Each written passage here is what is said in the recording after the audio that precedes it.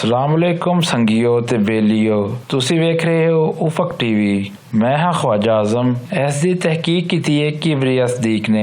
कुरान दा तर्जमा एक वड्डी सादत है।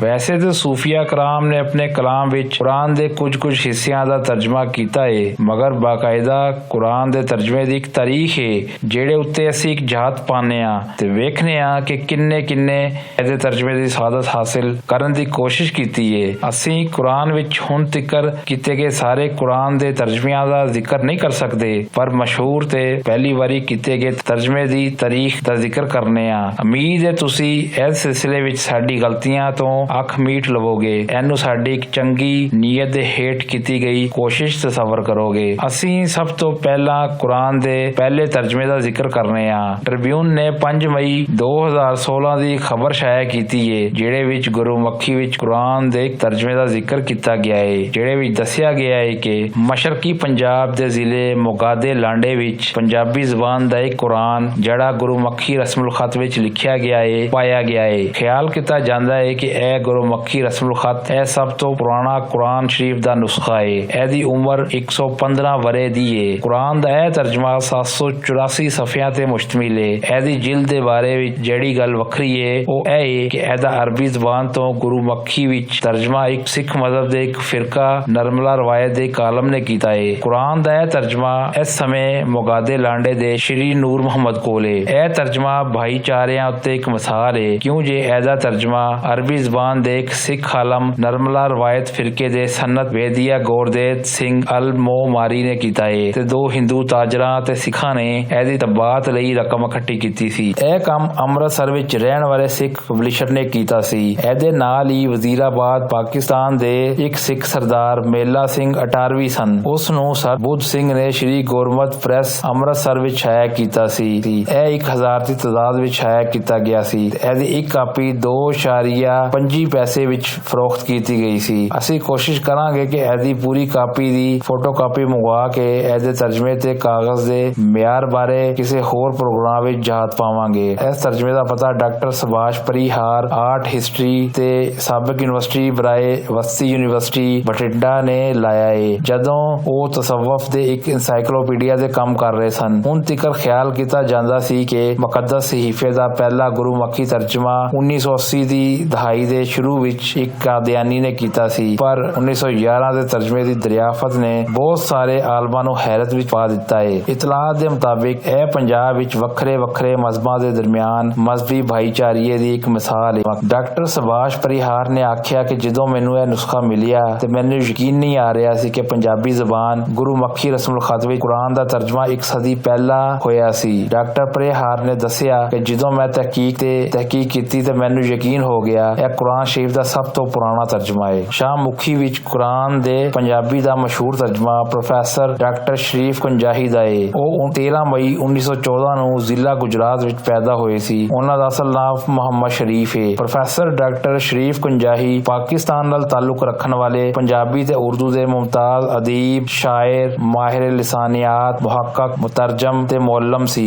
इन्हां दा कुरान पाक दा पंजाबी ज़बान विच तर्जमा अल कुरान अल करीम नान अल मशहूर ते मारूफ है। शरीफ कुंजाही 1943 विच मुंशी फाजल ते BA दा इम्तिहान पंजाब यूनिवर्सिटी तो प्राइवेट तालिब इलम तौर ते पास कीता ते फिर उस्ताद दे शोबे नाल वाबस्ता होए। 1954 विच MA उर्दू ते 1956 विच MA फारसी दी डिग्री हासिल कीती ते शरीफ कुंजाही होरां गवर्नमेंट कॉलेज जेहलम विच रिटायरमेंट तੀਕਰ अपने फर्ज अदा करते रहे। 1970 विच इन्हां नूं पंजाब यूनिवर्सिटी विच नवीं शुरू कीते जाण वाले शोबा पंजाबी दा मैंबर बनाया गया। 1973 तो 1980 तੀਕਰ पंजाब यूनिवर्सिटी विच उस्ताद दी खिदमत सरंजाम देते रहे। हुकूमत पाकिस्तान ने डॉक्टर शरीफ कुंजाही नूं उन्हां दी आदमी खिदमत दे इतराफ विच तमगा इम्तियाज ते सदारती तमगा बराए हुसन कारकर्दगी दे नाल नवाजिया। जिथे तੀਕਰ कुरान दे तर्जमे दी तारीख है, लोक गीतां तो वख साडी सारी पंजाबी शायरी ते सूफियाना शायरी उत्ते खास तौर ते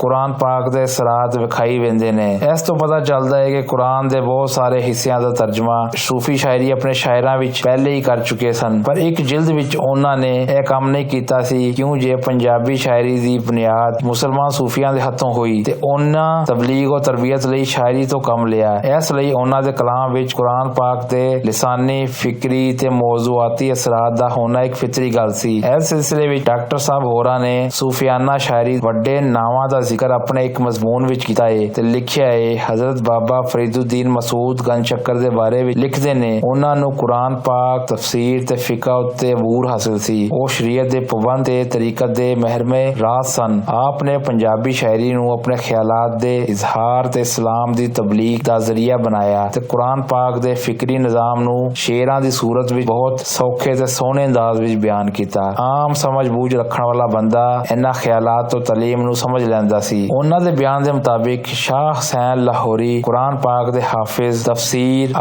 ਅਹਾਦੀਸ ਤੇ ਫਿਕਾ ਦਾ ਇਲਮ ਰੱਖਦੇ ਸਨ। ਸ਼ਾਹ ਹੁਸੈਨ ਨੇ 164 ਕਾਫੀਆਂ ਲਿਖੀਆਂ ਜਿਨ੍ਹਾਂ ਵਿੱਚ ਕੁਰਾਨ ਪਾਕ ਦੇ ਮਜ਼ਾਮੀਨ ਤੇ ਅਹਾਦੀਸ ਨਬਵੀ ਦੀ ਰੂਹ ਮੌਜੂਦ ਹੈ। ਹਜ਼ਰਤ ਸੁਲਤਾਨ ਬਾਹੂ ਅਰਬੀ ਤੇ ਫਾਰਸੀ ਦੇ ਵੱਡੇ ਆਲਮ ਸਨ। ਪੰਜਾਬੀ ਵਿੱਚ ਉਹਨਾਂ ਨੇ ਸਹਿ ਹਰਫੀ ਵਿੱਚ ਲਿਖਿਆ ਹੈ। ਇਹਦੇ ਵਿੱਚ ਕੁਰਾਨ ਦੀ ਆਇਤਾਂ ਦੇ ਤਰਜਮੇ, ਹਦੀਸਾਂ ਦੇ ਮਜ਼ਮੂਨ ਤੇ ਤਸਵੁਫ ਦੇ ਮਸਲੇ ਬਿਆਨ ਕੀਤੇ ਗਏ ਨੇ। ਬਾਬਾ ਬੁੱਲੇ ਸ਼ਾਹ ਕਸੂਰੀ ਨੇ ਮਸ਼ਹੂਰ ਆਲਮ ਮੌਲਵੀ ਗੁਲਾਮ ਮੁਰਤਜ਼ਾ ਤੋਂ ਕੁਰਾਨ ਪਾਕ ਦੀ ਤਫਸੀਰ ਦਾ ਇਲਮ ਹਾਸਿਲ ਕੀਤਾ। ਉਹ ਕੁਰਾਨ ਮਜੀਦ ਦੇ ਗਹਿਰੇ ਰਮੂਜ਼ ਤੋਂ ਵਾਕਿਫ ਸਨ। ਇਹੋ ਵਜ੍ਹਾ ਹੈ ਕਿ ਉਹਨਾਂ ਦੇ ਕਲਾਮ ਵਿੱਚ ਕੁਰਾਨ ਪਾਕ ਦੀ ਆਇਤਾਂ ਦੇ ਤਰਜਮੇ, ਹਦੀਸਾਂ ਦੇ ਮਜ਼ਮੂਨ ਮੌਜੂਦ ਨੇ। ਹੀਰ ਦਾ ਕਿੱਸਾ ਲਿਖ ਕੇ ਸ਼ੋਹਰਤ ਪਾਉਣ ਵਾਲੇ ਵਾਰਿਸ ਸ਼ਾਹ ਨੂੰ ਕੁਰਾਨ ਪਾਕ, ਹਦੀਸ ਤੇ ਤਫਸੀਰ ਉੱਤੇ ਮਹਾਰਤ ਹਾਸਿਲ ਸੀ। ਉਹਨਾਂ ਨੇ ਆਪਣੇ ਸ਼ੇਰਾਂ ਵਿੱਚ ਕਮਾਲ ਖੂਬਸੂਰਤੀ ਨਾਲ ਕੁਰਾਨੀ ਆਇਤਾਂ ਦੇ ਫਹਿਮ ਤੇ ਤਰਜਮੇ ਨੂੰ ਸਮੋਇਆ ਹੈ। ਵਾਰਿਸ ਸ਼ਾਹ ਦਾ ਇੱਕ ਮਿਸਰਾ ਹੈ, ਇਹ ਕੁਰਾਨ ਮਜੀਦ ਦੇ ਮਾਨੀ ਨਹੀਂ ਜਿਹੜੇ ਸ਼ੇਰ ਮੀਆਂ ਵਾਰਿਸ ਸ਼ਾਹ ਦੇ ਨੇ। ਮੀਆਂ ਮੁਹੰਮਦ ਬਖਸ਼ ਨੇ ਕੁਰਾਨ ਪਾਕ ਦੀ ਤਫਸੀਰ ਦਾ ਇਲਮ ਹਾਫਿਜ਼ ਨਾਸਰ ਤੋਂ ਹਾਸਿਲ ਕੀਤਾ। ਉਹ ਫਾਰਸੀ ਤੇ ਅਰਬੀ ਦੇ ਆਲਮ ਸਨ। ਉਹਨਾਂ ਨੂੰ ਕੁਰਾਨ ਪਾਕ ਦੀ ਤਫਸੀਰ ਤੇ ਅਬੂਰ ਹਾਸਿਲ ਸੀ। ਫਿਕਾ ਤੇ ਸ਼ਰੀਅਤ ਦਾ ਡੂੰਘਾ ਇਲਮ ਰੱਖਦੇ ਸਨ। ਆਪਣੇ ਮੁਰੀਦਾਂ ਦੇ ਸਾਹਮਣੇ ਹਰ ਰੋਜ਼ ਕੁਰਾਨ ਪਾਕ ਦੀ ਤਫਸੀਰ ਬਿਆਨ ਕਰਦੇ ਸਨ। ਉਹਨਾਂ ਦੀ ਕਿਤਾਬ ਸੈਫ ਅਲ ਮਲੂਕ ਅਗਰਚਾ ਇਸ਼ਕ ਦੀ ਦਾਸਤਾਨ ਹੈ, ਪਰ ਕਈ ਥਾਵਾਂ ਤੇ ਉਹਨਾਂ ਨੇ ਕੁਰਾਨ ਪਾਕ ਦੀ ਆਇਤਾਂ ਤੇ ਮਬਨੀ ਮਜ਼ਮੂਨ ਵੀ ਬਿਆਨ। ਹਜ਼ਰਤ ਖਵਾਜਾ ਗੁਲਾਮ ਫਰੀਦ ਸੂਫੀਆਨਾ ਪੰਜਾਬੀ ਸ਼ਾਇਰੀ ਦੇ ਆਖਰੀ ਨਾਮਵਰ ਸ਼ਾਇਰ ਨੇ। ਉਹਨਾਂ ਦੇ ਕਲਾਮ ਵਿੱਚ ਵਹਦਤ ਅਲ ਵਜੂਦ ਤੇ ਤਜ਼ਫੁਫ ਦੇ ਨਾਲ ਮਸਾਇਲ ਤੇ ਨਾਲ ਕੁਰਾਨ ਪਾਕ ਦੇ ਮਜ਼ਮੂਨ ਤੇ ਔਰ ਅਰਸ਼ਾਦਾਤ ਬਹੁਤ ਤਫਸੀਲ ਨਾਲ ਜਾਂ ਜਮਾਲੀ ਅੰਦਾਜ਼ ਵਿੱਚ ਥਾਂ ਤੇ ਲੱਭਦੇ ਨੇ। ਇਸ ਤਰ੍ਹਾਂ ਦੂਜੇ ਸੂਫੀਆਂ ਸ਼ੇਰਾਂ ਵਿੱਚ ਵੀ ਕੁਰਾਨੀ ਆਇਤਾਂ ਵਾਲੇ ਮਜ਼ਮੂਨ ਨੇ। ਉਹਨਾਂ ਨੇ ਆਖਿਆ ਹੈ ਕਿ ਫਿਕਰੀ ਇਤਬਾਰ ਨਾਲ ਪੰਜਾਬੀ ਅਦਬ ਤੇ ਕੁਰਾਨ ਪਾਕ ਦੇ ਬਹੁਤ ਸਾਰੇ ਅਹਿਸਾਨ ਨੇ, ਕਿਉਂ ਜੇ ਕੁਰਾਨ ਪਾਕ ਦੀ ਬਰਕਤਾਂ ਤੇ ਰਹਿਮਤਾਂ ਨੇ ਪੰਜਾਬੀ ਸ਼ਾਇਰਾਂ ਦੇ ਜ਼ਿਹਨ ਖੋਲ ਦਿੱਤੇ।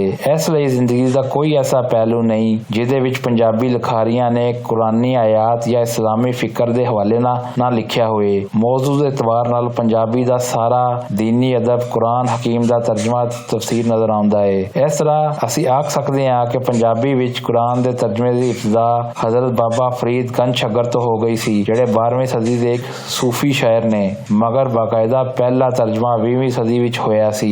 ਇਸ ਤਰ੍ਹਾਂ ਪ੍ਰੋਫੈਸਰ ਦਿਲਸ਼ਾਦ ਕਲਾਂਚਵੀ ਨੇ ਸੁੱਖਾ ਕੁਰਾਨ ਦਾ ਤਰਜਮਾ ਸਰਾਇਕੀ ਜ਼ਬਾਨ ਵਿੱਚ ਕੀਤਾ ਹੈ। ਹਿੰਦਕੋ ਵਿੱਚ ਕੁਰਾਨ ਦਾ ਤਰਜਮਾ ਐਬਟਾਬਾਦ ਅਬਦੁਲ ਗਫੂਰ ਮਲਿਕ ਮਰਹੂਮ ਨੇ ਕੀਤਾ।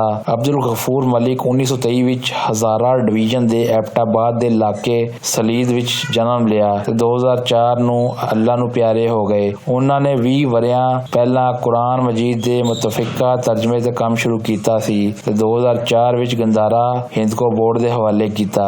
ਪਸ਼ਾਵਰ ਦੇ ਇੱਕ ਮਸ਼ਹੂਰ ਪਬਲਿਸ਼ਿੰਗ ਹਾਊਸ ਨੇ ਕੁਰਾਨ ਮਜੀਦ ਦਾ ਇਹ ਤਰਜਮਾ ਛਾਪਿਆ ਹੈ। ਇਹਦਾ ਕਾਗਜ਼ 2 ਰੰਗਾਂ ਵਿੱਚ ਤੇ ਇੱਕ ਚੰਗੇ ਮਿਆਰ ਦਾ ਰੰਗੀਨ ਤੇ ਸੋਹਣਾ ਤਰਜਮਾ ਹੈ। ਇਹਦੇ ਕੁੱਲ ਸਫ਼ਿਆਂ ਦੀ ਤਾਦਾਦ 1234 ਹੈ।